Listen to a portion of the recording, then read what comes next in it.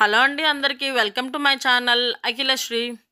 ఈరోజు నేను మీకు ఒక స్వీట్ రెసిపీని చూపించబోతున్నానండి.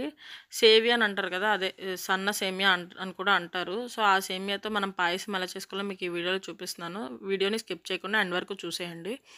సో ముందుగా దానికోసం అడుగు మందంగా ఉండే గిన్నెను అనేది పెట్టుకోండి. అడుగు ఖచ్చితంగా మందంగా అనేది ఉండాలి. సో మందంగా ఉన్న గిన్నెని పెట్టుకున్నాక ఒక 2 to 3 టేబుల్ స్పూన్స్ గీ అనేది వేసుకొని అది బాగా హీట్ అయిన తర్వాత మనం డ్రై ఫ్రూట్స్ ఒక్కొక్కటిగా వేయించుకోవాలండి. ఇక్కడ నేను కిస్మిస్, కాజు అండ్ బాదం అనేది వేసినాను. మీరు ఇంకా వేరే పంకిన్ సీడ్స్ ఇలా ఏమైనా వేరేవి కూడా వేసుకోవాలనుకుంటే కూడా వేసుకోవచ్చు.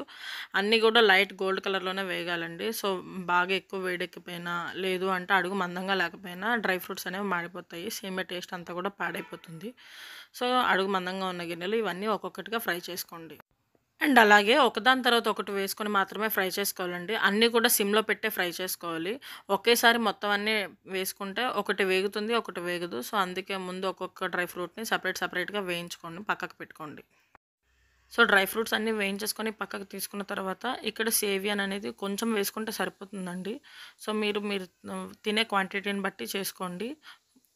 ఇది ఆల్రెడీ రోస్టెడ్ సేమియా కాబట్టి కొంచెం సేపు గీ పట్టేంత వరకు వేయించుకుంటే సరిపోతుంది. రోస్టెడ్ సేమియా కాకపోతే కొంచెం ఎక్కువసేపు వేయించుకోవాలి. అడుగు మందంగా లేకపోతే ఈ సేమియా కూడా త్వరగా మాడిపోతుందండి. నెక్స్ట్ ఇక్కడ క్వాంటిటీని బట్టి మీరు పాలు అనేది వేసుకోండి. పాలు థిక్‌గా ఉన్న పాలు అయితేనే బాగుంటుందండి సేమియా అనేది. సో ప్యాకెట్ మిల్క్‌లో అయితే ఆరెంజ్ ప్యాక్‌తో సేమియా అనేది చేసుకుంటే చాలా టేస్టీగా ఉంటుంది. అది బాగా మగ్గి టేస్ట్ క్రీమీగా అనిపిస్తుంది. ఒకసారి మీరు కూడా ట్రై చేయండి.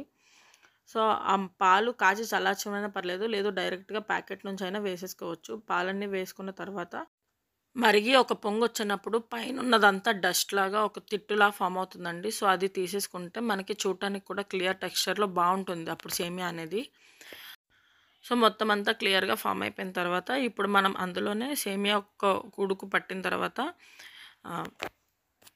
ముందుగా వేయించి పెట్టుకున్న డ్రై ఫ్రూట్స్, నెక్స్ట్ అలాగే ఫ్లేవర్ కోసం ఇలాచీ అనేది వేసుకోండి. మీకు నచ్చితే వేసుకోండి, లేదు అంటే స్కిప్ చేసేసుకోవచ్చు. సో నెక్స్ట్ ఇక్కడ మన టేస్ట్‌కి సరిపడా షుగర్ అనేది కూడా వేసుకొని మొత్తం అంతా 3/4 వరకు వచ్చే వరకు ఉడకనివ్వండి బాగా. సో సేమియా ఏమి ముద్దలా అయిపోదండి, అలానే ఉంటుంది ఫ్రై చేస్తాం కాబట్టి ఆల్రెడీ. సో మొత్తం అంతా 3/4 క్వాంటిటీ వరకు వచ్చేంత వరకు బాగా ఉడకపెట్టుకుంటే ఆ సేమియా పంచదార కూడా ఆ సేమియానికి మొత్తం అంతా పట్టి ఒక క్రీమీ థిక్ మలై లాగా ఫామ్ అవుతుంది. చాలా టేస్టీగా ఉంటుంది ఇలా. సో మాకు ఇక్కడ 3/4 కప్ వరకు షుగర్ అనేది పట్టిందండి. సో మీరు మీ టేస్ట్‌కి సరిపోయేటట్టు అడ్జస్ట్ చేసేసుకోండి. థిక్ మిల్క్ మరగడం వల్ల మనకి ఆల్రెడీ కొంచెం స్వీట్‌నెస్ అనేది వస్తుందండి. ఆ పచ్చి కోవా టేస్ట్‌లో వస్తుంది. సో దానివల్ల షుగర్ అనేది ఎక్కువ పట్టదు. మీ టేస్ట్‌కి సరిపడేటట్టు మీరు షుగర్‌ని అడ్జస్ట్ చేసుకోండి. కొంచెం క్వాంటిటీ తగ్గిన తర్వాత స్టవ్ ఆఫ్ చేసేసుకొని వేడిగా కావాలంటే వేడిగా, లేదంటే కూల్‌గా సర్వ్ చేసేసుకోండి. మీకు గనుక ఈ వీడియో నచ్చితే లైక్ చేయండి. ఇలాంటి మరెన్నో వీడియోస్ కోసం మన ఛానల్‌ని సబ్స్క్రైబ్ చేసుకోండి. Thank you for watching. Bye bye.